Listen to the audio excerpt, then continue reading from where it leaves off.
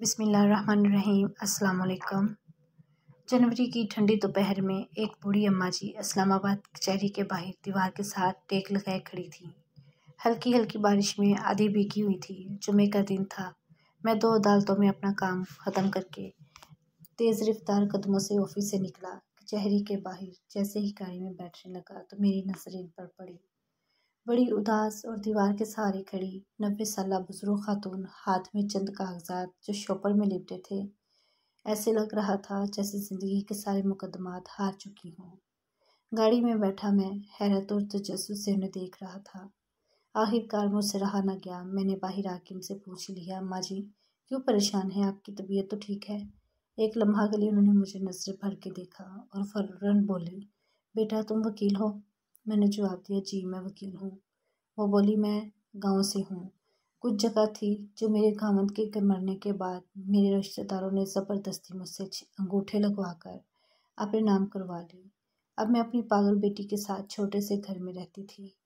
कल अदालत का नोटिस मिला है। उन्होंने मुझे दीगर कागजात के साथ अदालती नोटिस निकाल के दिखाए और साथ इनकी आंखें भर रही। वो बताने लगी, बेटा किसी ने मुझे ये बताया है कि अदालत ने जिस घर में मैं रहती हूँ वो भी मेरे रिश्तेदारों के नाम कर दिया है। मैं परेशान हूँ। अपनी पागल बेटी के साथ किधर जाऊँगी? मेरे पास पैसे नहीं, ना कोई कमाने वाला है कि वकील की फ़ीस अदा कर सके। रोते हुए इनकी हिचकी बंद की। मैं इनको अपने ऑफिस ले गया। मैंने सारी तफसीलात जानी। वो वाकई ही अदालती नोटिस था। मैंने अदालत से फ़ाइल निकलवाई। अम्मा जी से वकालतनामा में अंगूठा लगवाया। दावे का जवाब तैयार करके अदालत में दाखिल कर दिया।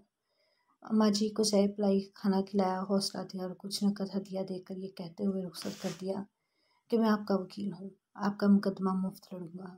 आपको अपने घर से कोई नहीं निकाल सकता। ये मेरा आपसे वादा है। आप बेफिक्र होकर घर जाइए। जाते हुए अम्मा जी कदरे पुरइत्मीनान थीं।